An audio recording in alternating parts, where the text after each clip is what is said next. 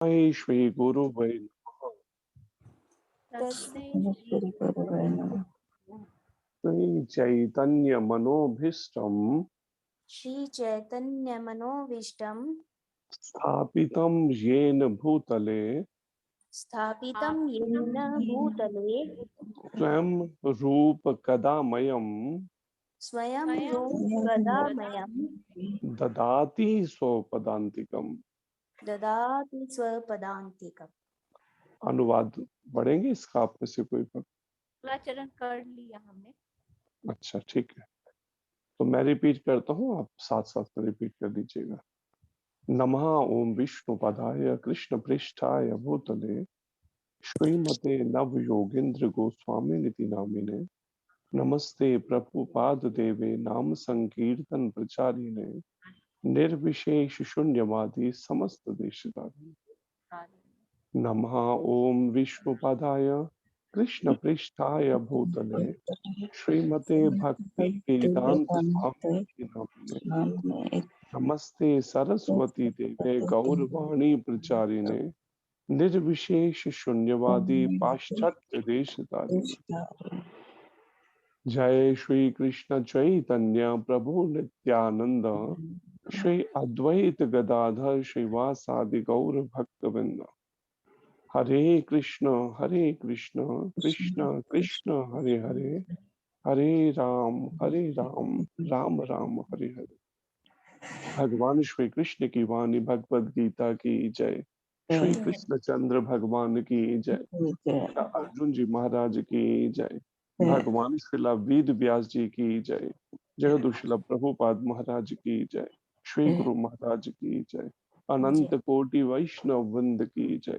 निताई गौर प्रेमानंदे। हरि हरि बोल। तो आज के श्रीमद् भगवद गीता क्लास में आप सभी भक्तों का, माताओं का स्वागत है। भाग लेने के लिए अभिनंदन और धन्यवाद है।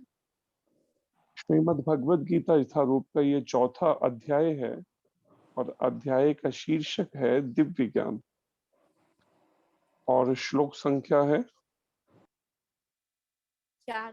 4 नंबर। अर्जुन उवाच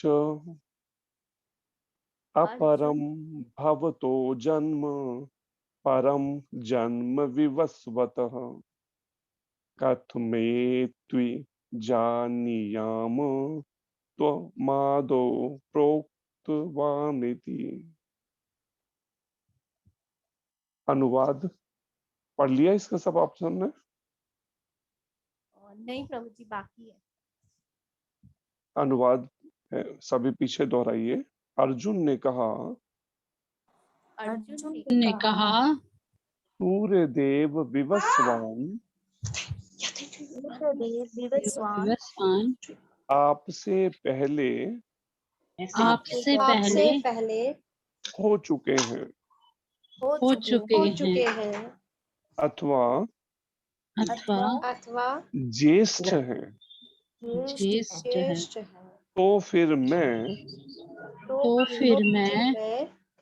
कैसे समझूं कि कैसे समझूं कि प्रारंभ में भी प्रारंभ में आपने उन्हें आपने उन्हें इस विद्या का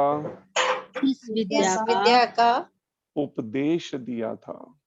उपदेश दिया था। तात्पर्य अर्चनीय वंदनीय प्रातः स्मरणीय जगदुशील प्रभुपाद महाराज की जय। श्री गुरु महाराज की जय। तो इसका तात्पर्य आधा एक पढ़िए भक्त, फिर आधा दूसरा पढ़िएगा, क्योंकि पैराग्राफ पूरा एक ही है।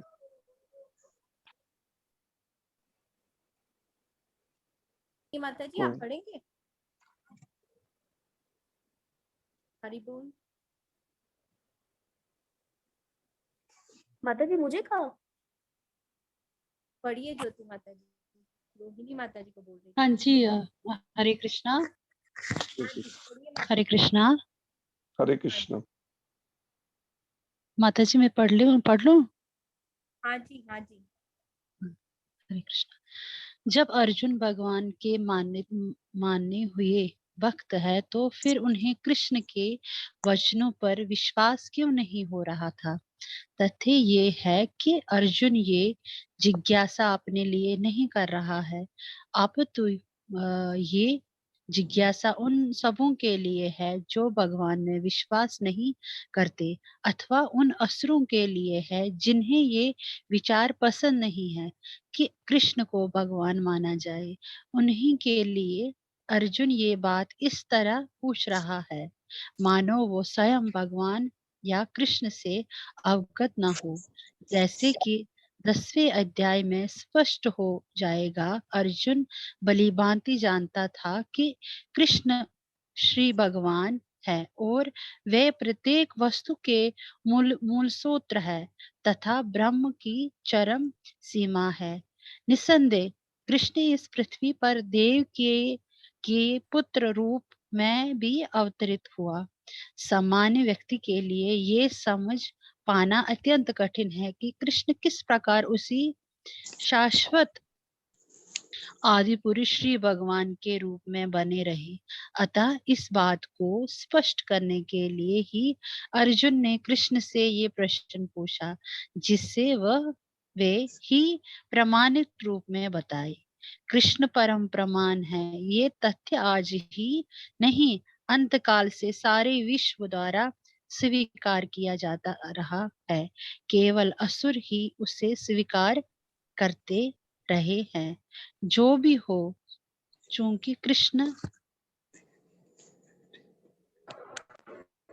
सर्व स्वीकृत परम प्रमाण है, अतः अर्जुन उन्हीं से प्रश्न करता है जिसे कृष्ण स्वयं बताए, और असुर तथा उनके अनुयायी जिस बाती अपने लिए तोड़ मरोड़ करके उन्हें प्रस्तुत करते रहे हैं, उससे बचा जा सके।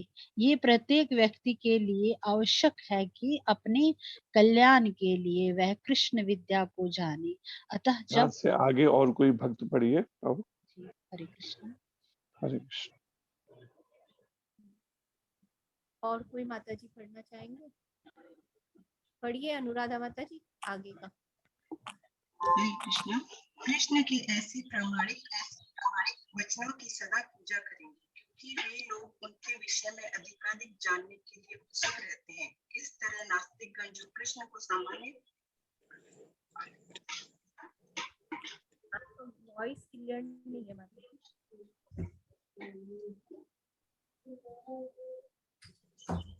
और कोई माता जी पढ़े उनका। टीना माता जी आप पढ़ेंगे?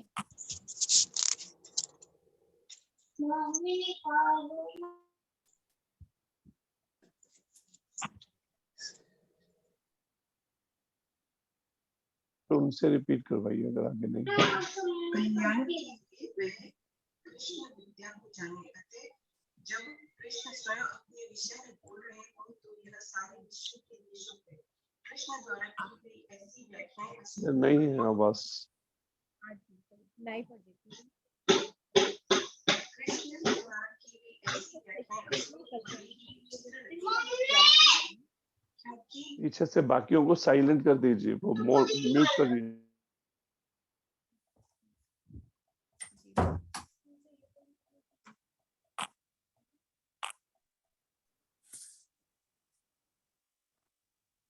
अतः जब कृष्ण स्वयं अपने विषय में बोल रहे हो तो यह सारे विश्व के लिए शुभ है।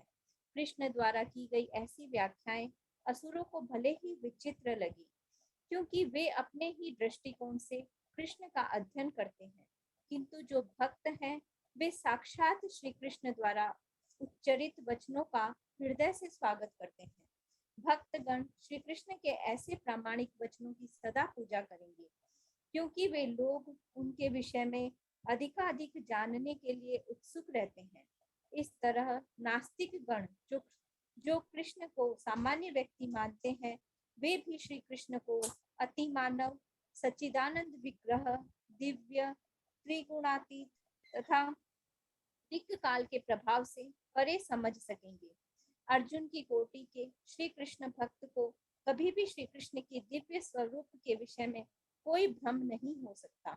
अर्जुन द्वारा भगवान के समक्ष ऐसा प्रश्न उपस्थित करने का उद्देश्य उन व्यक्तियों की नास्तिकतावादी प्रवृत्ति को चुनौती देना था जो कृष्ण को भौतिक प्रकृति के गुणों के अधीन एक सामान्य व्यक्ति मानते हैं। हरे कृष्ण। हरे कृष्ण। तो ये है श्लोक श्रीमद् भगवद गीता यथारूप का चौथे अध्याय का चौथा श्लोक, जिसमें जैसे तात्पर्य में भी प्रभुपाद जी ने वर्णन किया, ऐसा वर्णन भी है कि अर्जुन जो है भगवान के धाम के उनके पार्षद हैं, उनके धाम में गोलोक वृंदावन धाम में उनके नित्य पार्षद हैं। जैसे राजा कहीं जाता है तो उसके साथ बाकी मंत्री हैं, वो भी साथ जाते हैं। ऐसे ही जब भगवान धरती पर आते हैं तो अपने पार्षदों को, अपने नित्य जो उनके भक्त हैं, उनको साथ लाते हैं। लेकिन इस तरह से अर्जुन रोल प्ले कर रहे हैं जैसे अर्जुन जो है बिल्कुल एक हमारी तरह सामान्य व्यक्ति हों। और आप विचार करिए इस बात को कि भगवान की कैसी ये शक्ति है दिव्य, कि भगवान चाहे तो किसी को भी भुला सकते हैं, कोई भी भगवान के इक्वल नहीं हो सकता बराबर। भगवान ने चाहा तो यशोदा मैया को भुला दिया, चाहा तो फिर कृपा करके याद दिलाया, फिर चाहा तो फिर भुला दिया नंद बाबा को, वसुदेव देवकी जी को। ये बात का स्मरण की कृष्ण जो है स्वयं भगवान है, ये बात।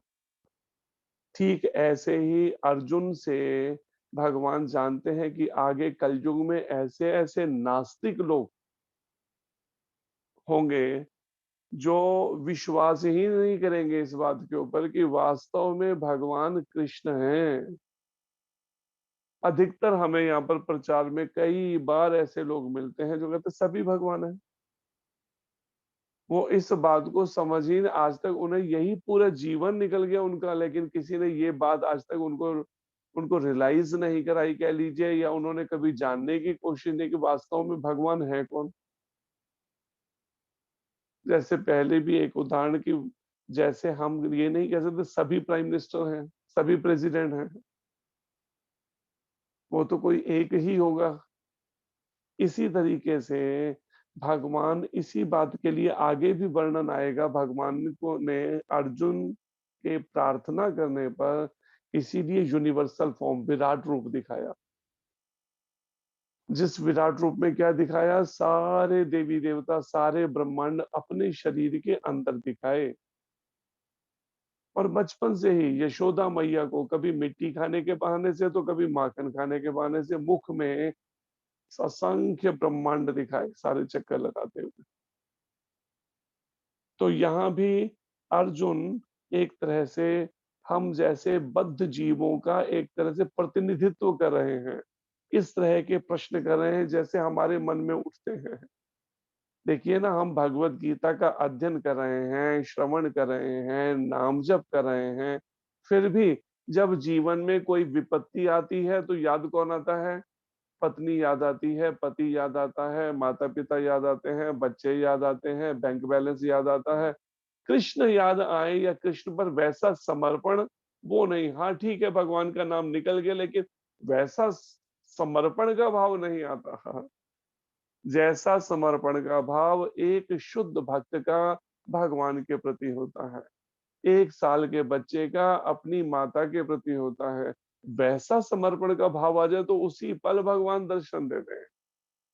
और ऐसा नहीं है कि ऐसा भाव कभी आ ही ना सकता हो, किसी का भी नहीं आता हो। इसके उदाहरणों में जैसे मीरा जी का उदाहरण है, प्रभुपाद जी का उदाहरण है, एकनाथ महाराज का उदाहरण है, तुकाराम महाराज का उदाहरण है, नरसिंह मेहता जी का उदाहरण है, जनाबाई जी का उदाहरण है, सक्कूबाई जी का उदाहरण, और ऐसे कई उदाहरण हैं।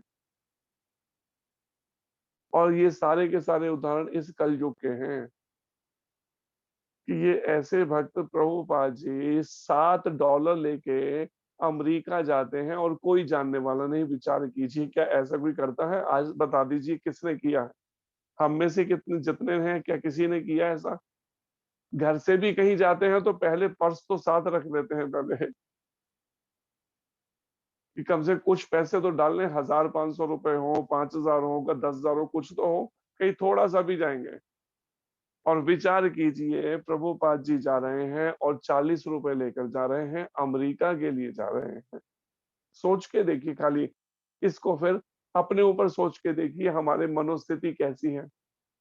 अगर पैसे पे ही विश्वास होता तो फिर क्यों ना पहले कुछ पैसा इकट्ठा करते ना प्रभुपाद जी, कहीं से डोनेशन मांग के, अपना कमाई करके या कैसे भी करके, कि अमेरिका जा रहा हूँ, कम से कम 10-20-50 हजार डॉलर तो रख लूं जेब में। लेकिन $7 और कुछ एक दो श्रीमद् भागवतम की कॉपीज जो शिप के अंदर, पानी के जहाज से जा रहे थे उसके अंदर एक दो किसी ने ली, जो काम करने वाले कर्मचारी थे, तो उनसे कुछ डॉलर और आ गए, $15-16 या कुछ ऐसा। तो इस बात से विचार करें, अगर कृष्ण पर विश्वास ना हो तो कोई ऐसा नहीं करेगा। और फिर मीरा जी का देखिए उदाहरण, कैसा भगवान पे विश्वास है, कैसी कैसी परिस्थितियां आती हैं, विष का प्याला भेजे पीने के लिए, लेकिन मीरा जी कृष्ण सहज में ही उसे पी रहे हैं। कैसा विश्वास भगवान कृष्ण के। मना भी किया ननद ने, बाद में उसका मन बदल गया, कहती कि आप ये मत पियो, इसमें जहर है। मीरा जी हंसने लगी, कहती जहर भी भला कैसे कहते हो जहर है ये? और फिर ये तो मैंने अपने भगवान को, ठाकुर जी को भोग लगा दिया है, तो गिरधर गोपाल को, अब जब भोग लगा ही दिया, जब ठाकुर जी ने ही भोग लगा लिया, तो अब मैं ना पीऊं, ऐसा कैसे होगा? और फिर उसको हंसते हुए, उसको चुप कराते हुए खुद पी गई। और पीने के बाद फिर उसने भगवान के आगे फिर पद गान शुरू किया, पग घुंघरू बांध मीरा नाची रे, लोग कहे मीरा भाई रे बावरे। तो मीरा जी बावरी पागलों की तरह फिर भगवान को रिझाने के लिए नाच रही हैं। और जहर, वो जहर का कोई असर ही नहीं हुआ। और उसी बर्तन में जिससे जहर पी लिया पूरा मीरा जी ने, उसकी जो 2 बूंदें लगी रह गई, वो 2 बूंदें वैद्य को पिलाई गई वापस, की उसने कपट किया है, ये जहर नहीं बनाया था, वो वैद्य की मृत्यु हो गई। विचार कीजिए।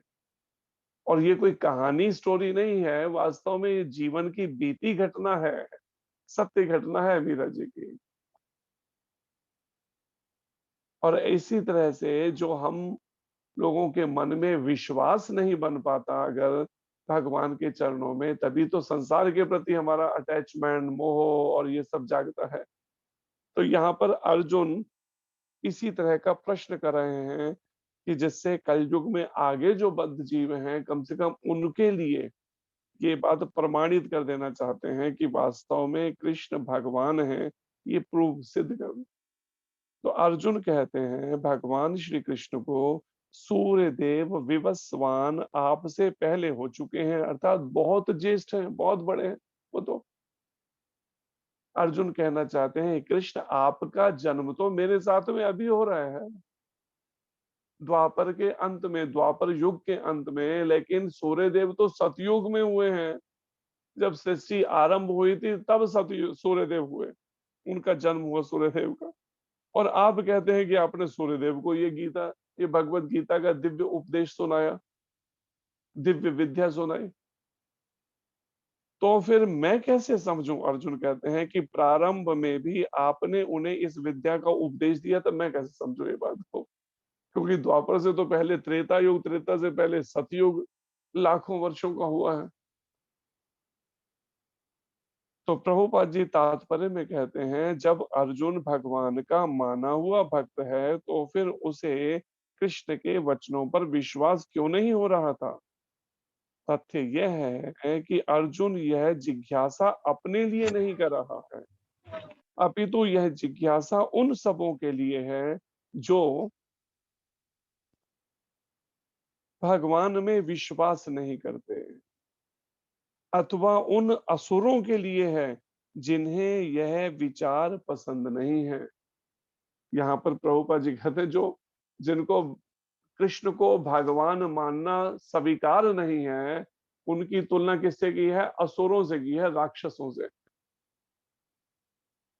जो ये बात ही पसंद नहीं करते। और भरमार आज भी है ऐसी, लाखों करोड़ों लोग हैं, करोड़ों लोग, अरबों लोग, जो ये बात या तो जानते नहीं या फिर जानने के बाद भी मानते नहीं इस बात को कि कृष्ण भगवान हैं। तभी तो कितनी संस्थाएं चल रही हैं, जिन संस्थाओं में अपना ही वो गुरु को ही केवल भगवान माने बैठे हैं। एक संस्था उसके अंदर जो है वो उनको भगवान कहते थे, और फिर उनका किसी अमेरिकन लड़की या किसी से गुरु महाराज बताते उसका प्रेम हो गया, तो परिणाम उसकी माँ कहती है अब तू भगवान नहीं रहा, अब छोटा बेटा जो है वो भगवान बन गया। फिर वो भगवान बन के चलने लगा, और लाखों उनके भी अनुयायी। बेचारी, मतलब कैसे लोगों को समाज में भटका ये। इसलिए इस बात से समझें कि कृष्ण भक्ति जो है ना, ये सामान्य ऐसे सबको सब कृष्ण भक्ति प्राप्त कर सकेंगे, कृष्ण में जान सकेंगे, ये सबके लिए सामान्य है नहीं। हमें मिल रही है तो हम इसे सस्ता समझ रहे हैं, ऐसा है नहीं हल्का से। असंख्य लोग भटक रहे हैं, असंख्य जीव भटक रहे हैं, जिनको मालूम ही नहीं है भगवान कौन है। इसलिए अपने अपने मनगढ़ंत नाम देके भी भगवान चल रहे हैं, बने हुए।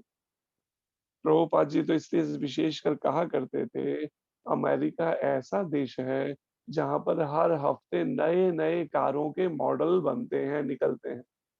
ऐसे ही भारत भी एक ऐसा देश है जहां पर हर हफ्ते कोई ना कोई भगवान नए पैदा हो जाता है।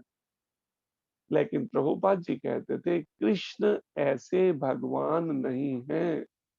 इसलिए यहाँ पर प्रमाण के साथ ये बात को स्वीकार करवाया जा सके बद्ध जीवों को, इसलिए अर्जुन ऐसे प्रश्न कर रहे हैं।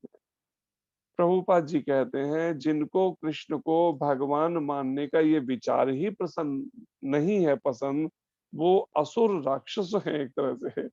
क्योंकि राक्षस कृष्ण को भगवान नहीं मानते, भगवान विष्णु को भगवान, जिसके उदाहरण है हिरणाक्ष, हिरण्यकश्यप का उदाहरण है, रावण कुंभकर्ण का उदाहरण है, शिशुपाल दंत वक्र का उदाहरण है। किसी भी हालत में कृष्ण को भगवान मानने को ये तैयार नहीं थे, राम भगवान को भगवान मानने को तैयार नहीं थे। और उन्हीं के लिए अर्जुन यह बात इस तरह पूछ रहा है मानो वह स्वयं भगवान या कृष्ण से अवगत न हो।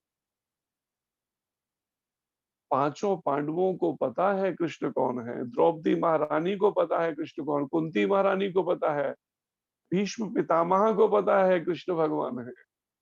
लेकिन उन्हीं के पास में रहने वाले दुर्योधन और उसके भाइयों को नहीं पता है। धृतराष्ट्र जो है वो नहीं पहचान पा रहा है कृष्ण को भगवान रूप में। उसके आगे कितने जने कई तरीके से बता रहे हैं, पितामह जैसे, विदुर जी जैसे, लेकिन फिर भी नहीं पकड़ पा रहा। क्यों? जब तक हृदय शुद्ध नहीं होगा, तब तक कृष्ण को भगवान करके पूर्ण रूप से जाना समझा नहीं जा सकता। हाँ, इसलिए प्रभुपाद जी कहते हैं हमारा खान पान, हमारा रहन सहन, हमारे कार्यकलाप गीता के अनुसार सतोगुण में होने चाहिए, शुद्ध। तब कृष्ण को समझ सकेंगे। हम कहें कुछ भी हैंकी पैंकी कुछ भी कर्म करते रहें और उसके बाद भी हम कृष्ण भक्ति कर लेंगे, वो नहीं होने वाली। जीभ से नाम भी निकलना धीरे धीरे बंद होने लगेगा। अगर हम शास्त्र से विरुद्ध कर्म करते हैं, जिसे कह सकते हैं पाप कर्म करते हैं, या जिसे कह सकते हैं विकर्म करते हैं, प्रभुपाद जी कहते हैं जैसा कि 10वें अध्याय में स्पष्ट हो जाएगा। जो हमने बताया 11वें अध्याय में वर्णन है, भगवान ने विराट रूप दिखाया, लेकिन 10वें में उसकी भूमिका बनती जा रही है। इसलिए प्रभुपाद जी यहाँ कह रहे हैं कि 10वें अध्याय में स्पष्ट हो जाएगा। अर्जुन भली भांति जानता था कि कृष्ण श्री भगवान हैं और वे प्रत्येक वस्तु के मूल स्रोत हैं।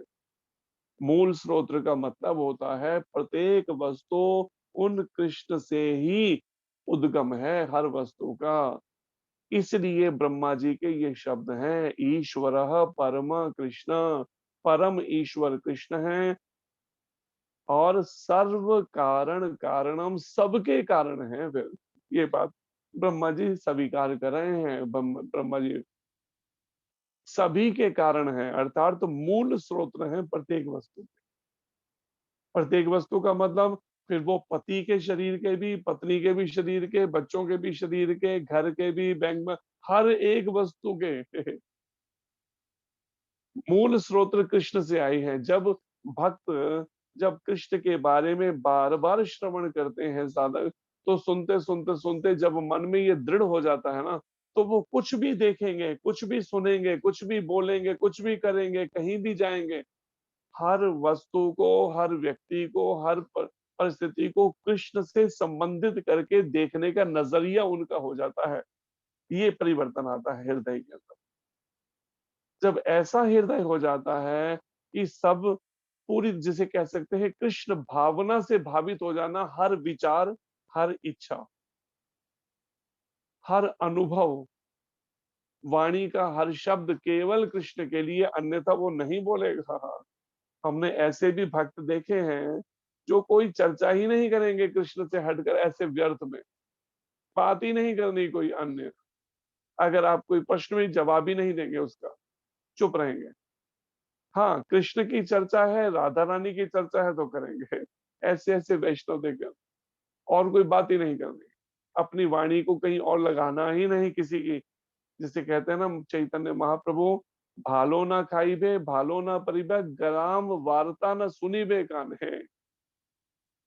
भक्त को भला भला बहुत स्वादिष्ट नहीं खाना चाहिए, सुंदर सुंदर बड़े कपड़े नहीं पहनने चाहिए, और ग्राम्य वार्ता, लोगों की घर गृहस्थी की बातों में बड़ा कान नहीं देना चाहिए। अच्छा क्या हो गया आपके, अच्छा ये हो गया, बड़ा कान ना। अगर जिसको कृष्ण प्रेम प्राप्त करना है उसे तो हटाना पड़ेगा, और मीरा जी ऐसा ही करती थी। कोई कुछ बोले उनका मतलब ही नहीं किसी के पर कान देने का, किसी की घर गृहस्थी की बातों पर। तो यहाँ पर प्रभुपाद जी कहते हैं, वे कृष्ण जो हैं, श्री भगवान जिनके लिए कहा गया है, वे प्रत्येक वस्तु के मूल स्रोत हैं तथा ब्रह्म की चरम सीमा है। तो वास्तव में जो भगवान तीन रूपों में अपने को व्यक्त करते हैं, ब्रह्म, परमात्मा और भगवान, जिसे कह सकते हैं स्वयं साक्षात स्वयं भगवान श्री कृष्ण ब्रह्म और परमात्मा रूप। ब्रह्म रूप क्या है? भगवान सृष्टि के कण कण में, सारे ब्रह्मांडों में, सब जगह व्याप्त हैं अपनी उस दिव्य शक्ति के रूप में, जैसे सूर्य की किरणें व्याप्त हैं सारी सृष्टि में। ऐसे ही भगवान की वो जो ब्रह्म ज्योति भी जिसे कहा जाता है, वो ब्रह्म रूप में, और फिर परमात्मा रूप जो एक अंश रूप है भगवान कृष्ण का, चतुर्भुज रूप, शंख चक्र गदा पद्मधारी रूप। तो ये ब्रह्म रूप की चरम सीमा, मतलब ब्रह्म रूप भगवान से ही निकला है। कैसे निकला है? भगवान कृष्ण के शरीर से जो दिव्य प्रकाश निकल रहा है, वही ब्रह्म ज्योति या ब्रह्म कहलाता है, जिसका ज्ञान मार्गी लोग ध्यान करते हैं, उस प्रकाश का, उस ज्योति का। इस जैसे, और इसको कितनी सरलता से गोपियों के प्रसंग में दशम स्कंद में बताया है, श्रील शुकदेव जी बता रहे हैं। आप विचार कीजिए गोपियों की अवस्था क्या होगी आध्यात्मिक जीवन भक्ति की। गोपियां आकर एक सरलता से, जो गांव में रहने वाली हैं, नंद गांव में आके क्या कहती है यशोदा मैया को, कि देखो ये तुम्हारा जो लाला है ना, हमारे घरों में आके सारा माखन चोरी करता है, और फिर माखन चोरी करके केवल खुद खाता हो तब तो है। आपस में बालक ऐसे एक दूसरे पे उछालते खेलते इतना कीमती माखन, और फिर खुद ही नहीं खाते, फिर साथ में बंदरों को खिलाते हैं, वानरों को। तो यशोदा मैया कहती हैं, तो तुम ऐसे सामने घर के रखोगी, कोई भी माखन चोरी कर जाएगा भाई, बिगाड़ देगा माखन को। तुम कोठरी में किसी छुपा के रखो ना अंदर ले जाकर, जिससे उसे पता ही ना चले, दिखाई ही नहीं देगा सामने, तो कैसे खाएगा। तो गोपी क्या कहती है? कहती है यशोदा मैया को कि यशोदा, हम तो रखते हैं उसको कोठरी में, और वो भी छीके पे टांग के, लेकिन करे क्या, जब तेरा लाला वहां जाता है ना, तो उस अंधेरी कोठरी में प्रकाश हो जाता है। अब विचार कीजिए कि वहां पर भला प्रकाश कैसे हो जाएगा? ये वही प्रकाश जिसकी यहाँ बात हो रही है, ब्रह्म ज्योति। भगवान का जो दिव्य शरीर है वो अपने आप में चिन्मय प्रकाश निकल रहा है। ऐसा दिव्य प्रकाश जिसकी कोई सीमा ही नहीं है, उस ब्रह्म तेज की, उस ब्रह्म ज्योति की। उसकी कोई सीमा दायरा ही नहीं है कोई उसका। उसका केवल कण मात्र है जिससे ये सारी सृष्टि के अंदर ये सब, ये सूर्य देव और ये सब जो प्रकाशित हो रहे चंद्र, ये कणिका मात्र, ये तारे जो टिमटिमाते हुए दिख रहे हैं, उस ब्रह्म ज्योति का केवल अंश मात्र, बहुत सूक्ष्म अंश मात्र, नगण्य अंश मात्र है। तो विचार कीजिए, उस तेज को क्या हमारे नेत्र सहन कर सकेंगे जब तक हमने अपने को योग्य नहीं बनाया? उस ब्रह्म तेज को पार करके जाना होगा उस गोलोक वृंदावन जहाँ पे नित्य लीला चलती है। विचार कीजिए कैसी योग्यता चाहिए भगवत प्राप्ति करने वाले साधकों भक्तों को। प्रभुपाद जी कहते हैं निस्संदेह, इसमें कोई संदेह नहीं है कि कृष्ण इस पृथ्वी पर देवकी के पुत्र रूप में भी अवतीर्ण हुए। प्रभुपाद जी को कोई संदेह नहीं है, विचार कीजिए। लेकिन उसके बाद भी प्रभुपाद जी की बताई शिक्षाओं पे चलने वाले जो हैं, उनमें से अगर कुछ को अभी भी धन के प्रति, पैसे के प्रति आकर्षण बना है, इस भौतिक जगत के प्रति आकर्षण बना है, स्त्री और पुरुषों के शरीरों के प्रति आकर्षण बना है, इसका मतलब क्या है? वो अभी तक उस रियलाइजेशन, उस अवस्था में नहीं है कि वो इस बात को, अगर एक बार भगवान कृष्ण की सुंदरता की एक झलक भी मिल जाएगी ना, फिर ये भौतिक जगत का आकर्षण नहीं रहेगा, ये ध्यान रखिए। फिर स्त्री पुरुष और उनके कपड़े और उनका ये खाने का स्वाद और ये सब, इनमें आकर्षण फिर नहीं रहेगा। अगर अभी भी खाने में बड़े-बड़े इसमें आकर्षण बना है, स्त्री पुरुषों के शरीरों को देखने का आकर्षण बना है, कौन स्त्री है, कौन ये सब चीजें, तो इसका मतलब है अभी कृष्ण का आकर्षण हृदय में जागा नहीं है अभी। तो यहाँ पर प्रभुपाद जी कहते हैं निस्संदेह कृष्ण इस पृथ्वी पर देवकी के पुत्र के रूप में अवतीर्ण हुए। वही कृष्ण जो गोलोक वृंदावन धाम में आध्यात्मिक जगत में नित्य लीला करते हैं अपने भक्तों के साथ में, वही कृष्ण स्वयं कृपा करके ब्रह्मा जी के एक दिन में एक बार आते हैं। एक दिन का मतलब ब्रह्मा जी के 1000 चतुर्युगियां, 1000 सतयुग, 1000 त्रेता युग, 1000 द्वापर और 1000 कलयुग, और एक दिन में एक बार केवल आएंगे। उसके बाद फिर दूसरे ब्रह्मांड में कहीं लीला चल रही है, मतलब इसलिए भगवान के लिए अजर नित्य लीला, वो नित्य लीला चलती है। नित्य का मतलब है 24 घंटे, कभी भी ये नहीं होता कि हाँ अभी बस थक गए इस ब्रह्मांड की लीला से, अब थोड़ा विश्राम करेंगे, अब कुछ देर के लिए अपने गोलोक धाम में जाए।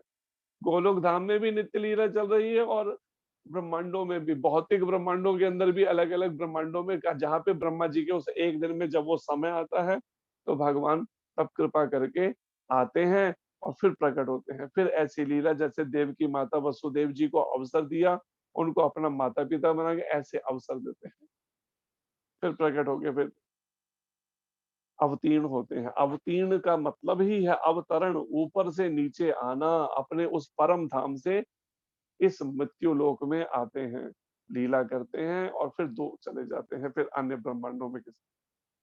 तो कितनी कृपा है, हम अगर इस पर देखें विचार करके, केवल मात्र 5300 वर्ष लगभग पहले भगवान आए हैं। केवल 5,500 5,500 वर्ष को द्वापर के अंत में भगवान आए और अब कलयुग की शुरुआत चल रही है। सोचिए इतना नजदीक, और उसके बाद भी अगर हम नहीं कृष्ण को समझ पाते और भगवान कृष्ण की भक्ति में नहीं लगते अभी, तो इससे बड़ा दुर्भाग्य नहीं होगा। इसलिए प्रभुपाद जी का एक कोट महाराज सुनाया करते हैं आजकल अपने प्रवचनों में, कि प्रभुपाद जी एक बार एक जगह कह रहे हैं प्रवचनों में, अगर इस बार हमने मौका चूक गए कृष्ण प्राप्ति करने का, भगवत प्राप्ति करने का, तो करोड़ों कल्पों तक कोई पता नहीं कब फिर नंबर आना है। विचार कीजिए, जो हम सोचे बैठे ना कोई बात नहीं, चलो फिर मिल जाएगा अवसर, इस बार चलो धीरे धीरे थोड़ा जितनी भी कर सके उतना ही मोह माया से निकल लें, उतनी बाकी कभी अगले जन्मों में अगले किसी युगों में जब देखा जाएगा। लेकिन ये नहीं समझ पा रहे कि क्या दुर्गति होगी, जन्म मृत्यु बुढ़ापा और बीमारी के कष्ट कितनी बार कितनी योनियों में सहने पड़ेंगे। एक एक जन्म में 24 घंटे में कितने सारे कर्म हो रहे हैं, जरा विचार कीजिए। हम तो केवल भक्ति का नाम जप को गिनती करके सोचते नहीं नहीं अगला जन्म तो मिल ही जाएगा भक्ति करने के लिए, और जो 24 घंटे के बाकी कर्म है उसका हिसाब कहाँ जाएगा भाई, उसको क्यों नहीं विचार करते।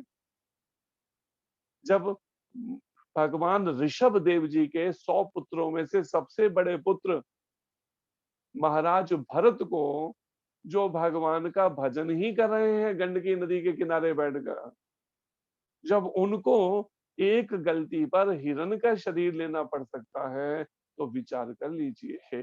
तो सोचते हैं अगला जन्म तो मिल ही जाना है ना फिर दोबारा मनुष्य का और भक्ति करने के लिए बचा हुआ, तो बाकी कर्म कहाँ जाएंगे जो उस नाम जप के अलावा वाले दिन भर के अंदर जो किए जा रहे थे, और उन कर्मों को अनजाने में जीवों को पैरों से कुचले जा रहे थे, कुछ जानबूझकर किसी के मन को दुखा रहे थे जीवों के, वो सब कर्मों का हिसाब कहाँ जाएगा। सोचना चाहिए। इसलिए अच्छा ये है कि इसी जन्म में इसी भगवान के शुद्ध भक्त प्रमाणिक गुरु के मार्गदर्शन में इसी बार रास्ता तय कर ले, सब प्रायश्चित करते हुए, सबका मार्जन करते हुए अपने जाने अनजाने के कर्मों का।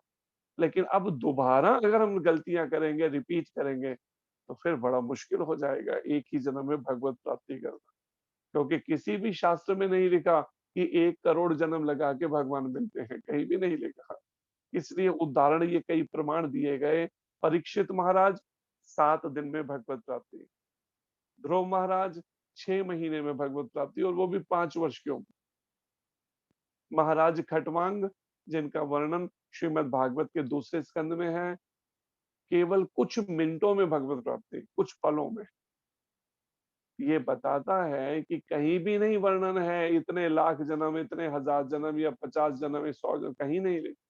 अब ये हमारे ही ऊपर है कि हम अपने मन को कितने समय के अंदर केवल कृष्ण भावना भावित करते हैं, कितनी मेहनत करके, या कितना मन को अभी ऐसे ही घूमने देते, कोई बात नहीं चलो अभी भी थोड़ा सा मन बहला लिया जाए, थोड़ा फेसबुक देख के, थोड़ा टीवी प्रोग्राम देख के, थोड़ा फिल्मों के गाने सुन के, थोड़ा सांसारिक लोगों की बातें सुन के, उनमें कान दे के, थोड़ा खाना सोने में ही, शरीर के ही रख रखाव के ही चिंतन में बचा हुआ समय लगा के, कब तक, फिर कब तक ये सिलसिला चलाते रहेंगे, केवल अपना समय नष्ट करते रहेंगे जीवन का ऐसे ही इन्हीं खाने सोने की बातों में, शरीर के ही चिंतन में।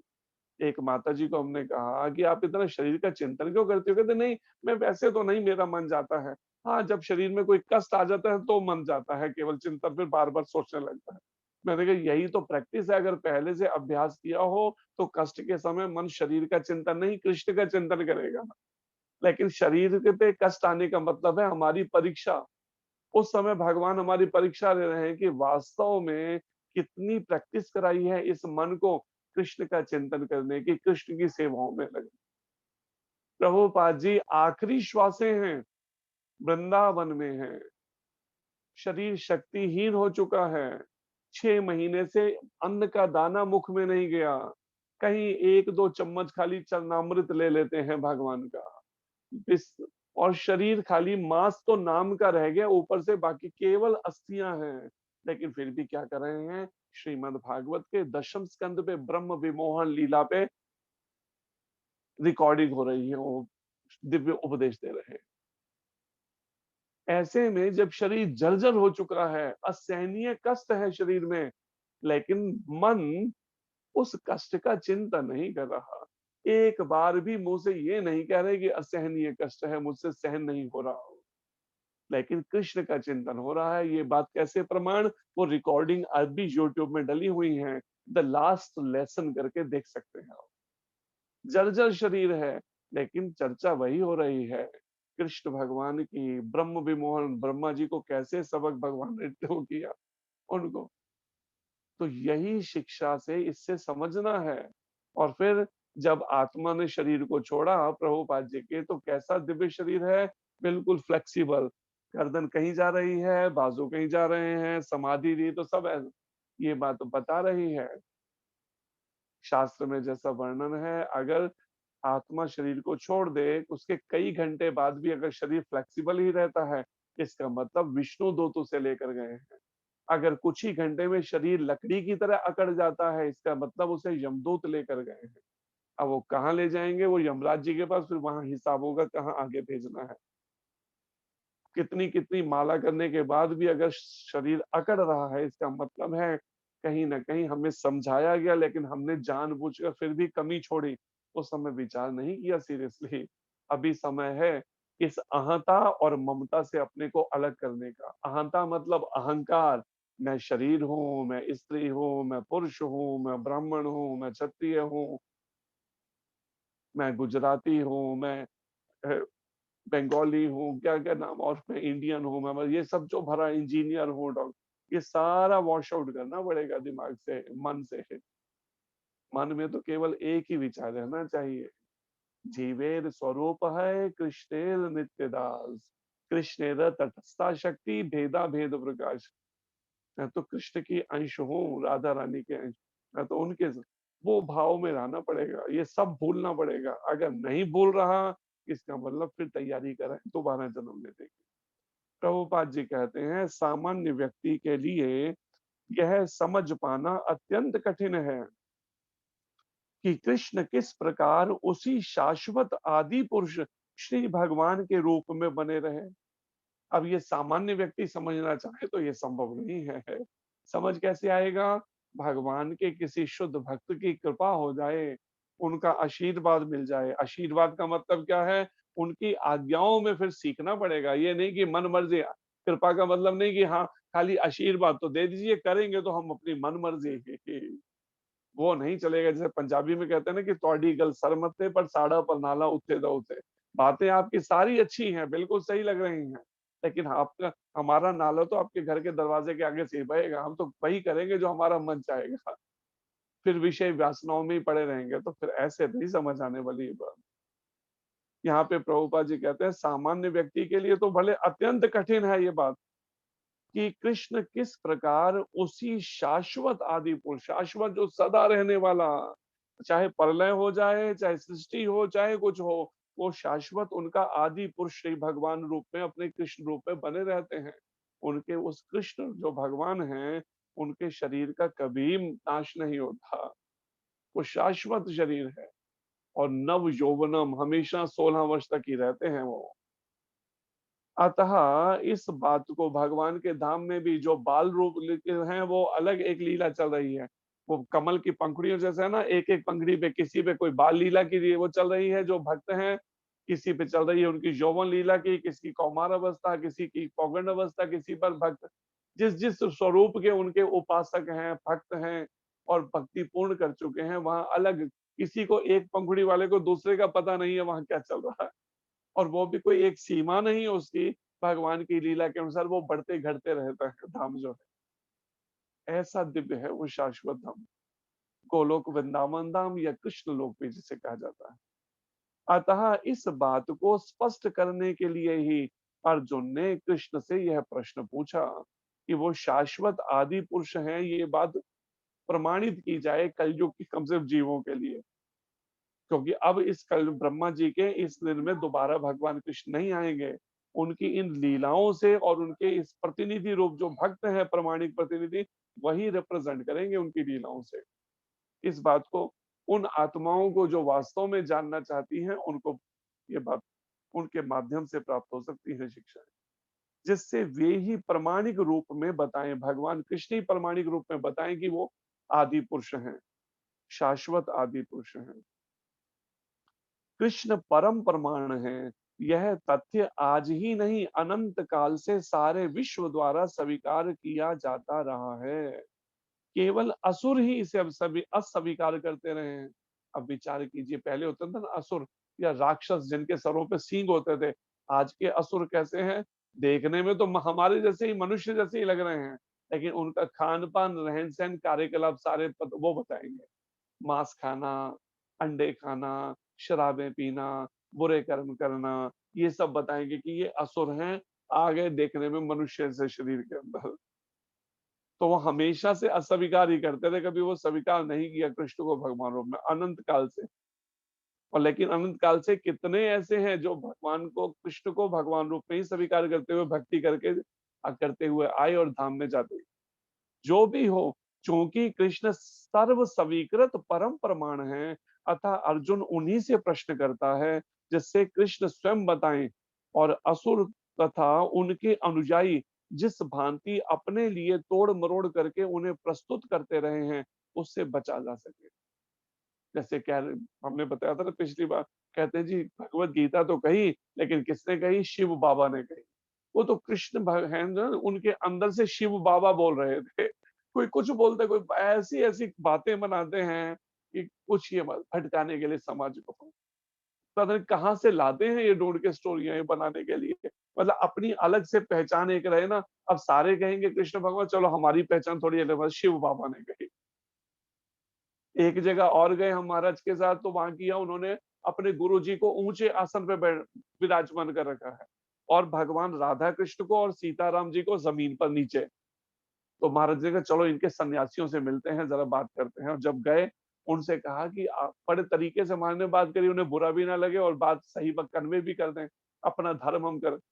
तो महाराज ने कहा कि क्या ऐसा उचित है कि आपने भगवान को और नीचे धरती पे नीचे रखा, राधा कृष्ण उनको बिल्कुल, और उनको इतने ऊंचे आसन पे, गुरु जी को अच्छी बात है गुरु जी को आसन दे, लेकिन भगवान का आसन क्या उनसे ऊंचा नहीं होना? तो पलट के वो जवाब क्या देते हैं, मतलब ऐसा जवाब, और अरबों रुपया उस संस्था के पास। और क्या जवाब देता है उनका सन्यासी? कहता है कि देखिए स्वामी जी, हम भी इस्कॉन के मंदिरों में जाते हैं, आपने ऊपर सिंहासन पर राधा कृष्ण को विराजमान किया, मुख्य सिंहासन पर, क्या हमने कभी ऑब्जेक्शन की? तो आंसर क्या दे रहे, पूछ क्या रहे हैं और उत्तर सन्यासी क्या दे रहा है? विचार कीजिए, थोड़ा भी पैसा अधिक आ गया अगर संस्था में, तो बुद्धि कैसी खराब हो गई। जबकि उनके प्रथम गुरु ने, जो उनकी पत्री है उसके अंदर कृष्ण के लिए ही, राधा कृष्ण के लिए ही श्लोक बोला है। लेकिन पीछे अनुयायी अब क्या कर रहे हैं, उनको बेचारे वो उसको शायद उस श्लोक को या तो पढ़ा नहीं उन्होंने, या हटा दिया, या भगवान जाने क्या। वो ये इस तरीके का आंसर। कहते राधा कृष्ण को आप लोगों ने इस्कॉन मंदिर में मुख्य सिंहासन में रखा, हमने कभी ऑब्जेक्ट किया? मतलब आप भी का ऑब्जेक्ट मत करिए कि हमने गुरु जी को सिंहासन पर बैठा रखा, मुख्य सिंहासन पर। बताइए कोई उत्तर है? आप विचार कीजिए। लेकिन वही है कि जब कई बार होता है ना, जब लक्ष्मी तो आती है, लेकिन जब भक्ति में हम कहीं कमी छोड़ देंगे साधना के अंदर, तो भले ही हमारे गुरुजनों के माध्यम से धन आ रहा हो लक्ष्मी, लेकिन वो कैसे आएगी? अपने उस वाहन पे बैठ के आएगी, जिसको दिन में दिखाई नहीं देता, रात में ही दिखता है। उसको भी बेचारे को सही बात समझ आनी बंद हो जाएगी फिर। तो यहाँ पर प्रभुपाद जी कहते हैं, तोड़ मरोड़ करके प्रस्तुत करते रहे हैं, उससे बचा जा सके, इसलिए अर्जुन कृष्ण से ही ऐसा प्रश्न कर रहे हैं। यह प्रत्येक व्यक्ति के लिए आवश्यक है कि अपने कल्याण के लिए वह कृष्ण विद्या को जाने। अतः जब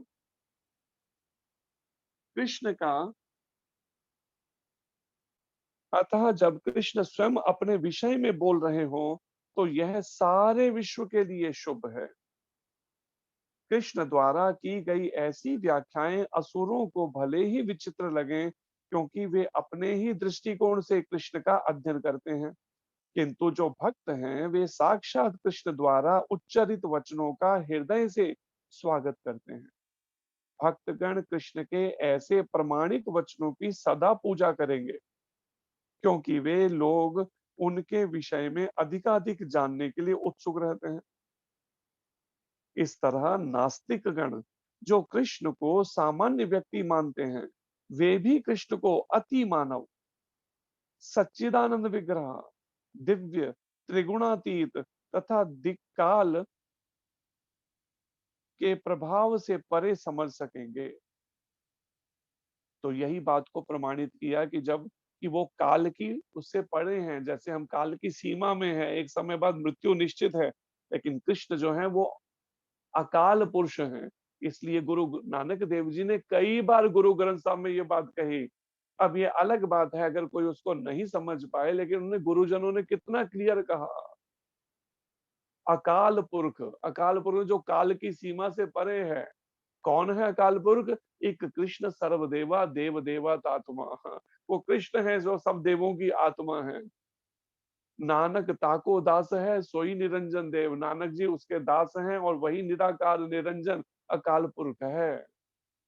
लेकिन समझ नहीं आ रहा है ये, क्योंकि जब तक हमारा खान पान में मांस अंडा शराबे या कुछ भी खान पान बिगड़ेगा, गुरुजनों की बातें समझ नहीं आएंगी।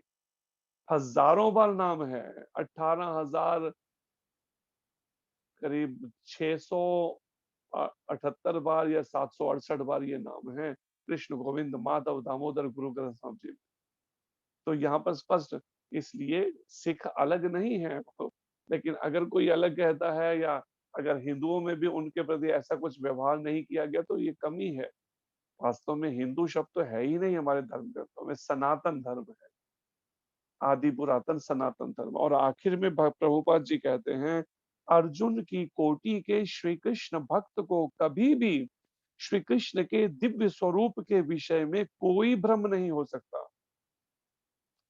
जो अर्जुन की कोटि का भक्त है, कृष्ण भक्त है, उसको कभी संशय नहीं हो सकता। अर्जुन द्वारा भगवान के समक्ष ऐसा प्रश्न उपस्थित करने का उद्देश्य उन व्यक्तियों की नास्तिकतावादी प्रवृत्ति को चुनौती देना था, जो कृष्ण को भौतिक प्रकृति के गुणों के अधीन एक सामान्य व्यक्ति मानते हैं। इसलिए जानबूझकर अर्जुन इस तरह का प्रश्न कर रहे हैं कि मैं कैसे समझूं इस बात को कि आपने सृष्टि के आरंभ में सूर्यदेव को ये ज्ञान दिया था, विवस्वान सूर्य को, जबकि आपका जन्म तो मेरे साथ हो रहा है। फिर भगवान कृष्ण आगे श्लोकों में इसी में वर्णन आएगा, अब प्रमाण कई तरह के ऐसे प्रमाण देंगे।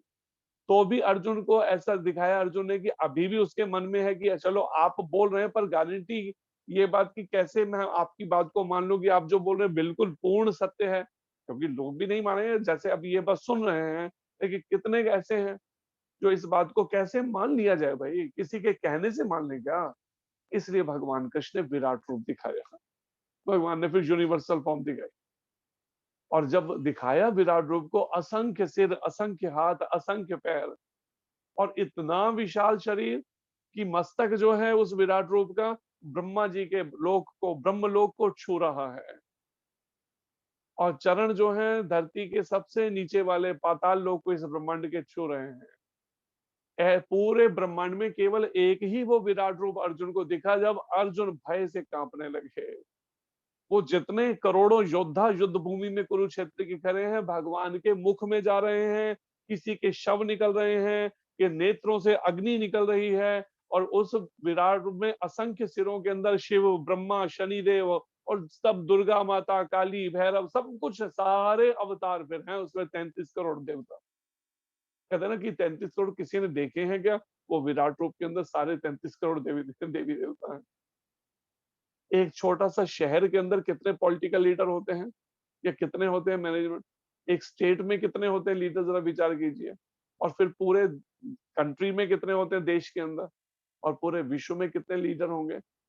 तो ये तो एक धरती की बात है, तो पूरा ब्रह्मांड जो है जिसमें अनेक ग्रह उपग्रह हैं, लोक हैं, आप विचार कीजिए क्या 33 करोड़ देवता नहीं हो सकते? और वो विराट रूप में दिखाया भगवान ने, जो 11वें अध्याय तक ये सारा आएगा, 11वें अध्याय में उनके बारे में। हरे कृष्ण, धन्यवाद। कोई प्रश्न हो तो कर सकते हैं। हरे कृष्णा प्रभु जी, बहुत बहुत धन्यवाद हरे आपका। कृष्ण। बहुत सुंदर तरीके से आपने इसको एक्सप्लेन किया और बताया कि भगवान श्री कृष्ण ही पूर्ण पुरुषोत्तम है। आपका, आपके लिए हरी हरी बोल प्रभु जी, बहुत बहुत हरी बोल। हरे किसी का कोई प्रश्न है तो वो ले सकते हैं, पूछ सकते हैं।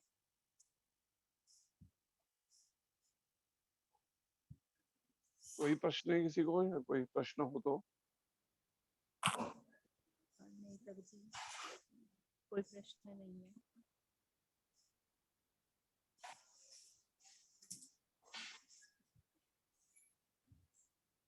इसलिए गुरु महाराज कहते हैं सतयुग में भी सारे भक्त नहीं बन पाए थे, तो कलयुग में तो हम कैसे मान सकते, वो सोच सकते हैं कि सारे भक्त, लेकिन थोड़े भी भक्त बन गए, गुरु महाराज कहते हैं, तो भी दुनिया बच जाएगी। क्योंकि भगवान सृष्टि को बचाए हुए अपने भक्तों के कारण से। ये सृष्टि जो चला, ये सब जो कर रहे हैं कर्मों में लगे हैं ना, दौड़ में जिस दौड़ रहे हैं और अधिक भोग और अधिक विषय भोग में, इनके लिए सृष्टि नहीं ये सब रोकी हुई है भगवान ने। भोगियों के लिए तो उनके लिए नहीं रखी है, ये तो रखी है केवल भक्तों के लिए भगवान ने बचाकर।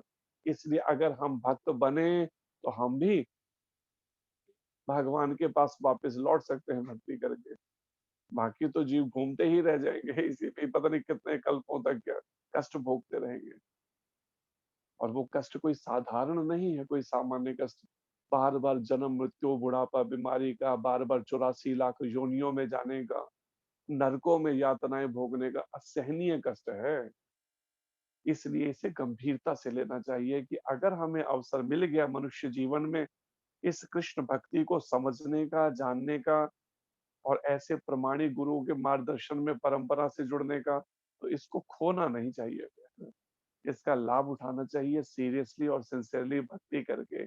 उठते बैठते चलते फिरते हरे कृष्ण महामंत्र जो कृपा करके भगवान कृष्ण स्वयं राधा भाव में चैतन्य महाप्रभु के रूप में आकर स्वयं कृपा करके क्या कह रहे हैं, अगर कुछ और बहुत नहीं भी कर पा रहे हैं ना, कम से इतना तो करो कि कीर्तनिया सदा हरि नाम गाने सदा रुचि। निरंतर नाम जब, तो ये महामंत्र तो तुम्हें आता है ना, ठीक है, बहुत बहुत ज्ञान कहते हैं हम तो, हमारी इतनी स्मरण शक्ति नहीं, सब याद नहीं रहता, हम भूल जाते हैं। हरे कृष्ण मंत्र तो याद है ना 16 शब्दों का, इसको तो निरंतर बोल लो। अगर वो भी नहीं बोल रहे तो फिर गड़बड़ है, इसका मतलब मन ठीक नहीं है। अगर मन बार बार नाम जब छोड़ के फिर संसार की बातों में सोचने में लग रहा है, इसका मतलब अभी मन बीमार है, मानसिक बीमार हैं हम। इसलिए हमें जरूरत है डॉक्टर की, प्रमाणिक गुरु की, जो हमें कैसे भी करके साम दाम दंड भेद से हमारा सुधार करे। हमें कैसे भी हमारे मन की इस गंदी आदत को जो लत पड़ चुकी है, हर समय इस जड़ जगत का और इंद्रिय विषयों के, विषय भोगों के चिंतन का, ये पीछे छूटे।